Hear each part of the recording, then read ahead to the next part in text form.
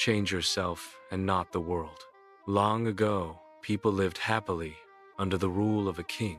The people of the kingdom were very happy, as they led a very prosperous life, with an abundance of wealth and no misfortunes.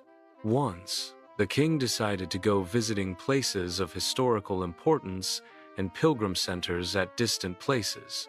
He decided to travel by foot to interact with his people. People of distant places were very happy to have a conversation with their king.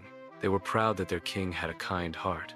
After several weeks of travel, the king returned to the palace. He was quite happy that he had visited many pilgrim centers and witnessed his people leading a prosperous life. However, he had one regret.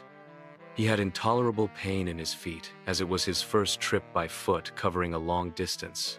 He complained to his ministers that the roads weren't comfortable and that they were very stony. He could not tolerate the pain. He said that he was very much worried about the people who had to walk along those roads, as it would be painful for them too. Considering all this, he ordered his servants to cover the roads in the whole country with leather so that the people of his kingdom can walk comfortably.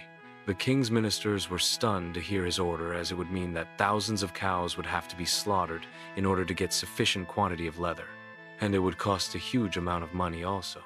Finally, a wise man from the ministry came to the king and said that he had another idea. The king asked what the alternative was.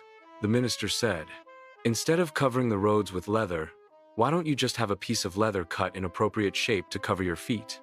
The king was very much surprised by his suggestion and applauded the wisdom of the minister. He ordered a pair of leather shoes for himself and requested all his countrymen also to wear shoes. Moral: instead of trying to change the world, we should try to change ourselves.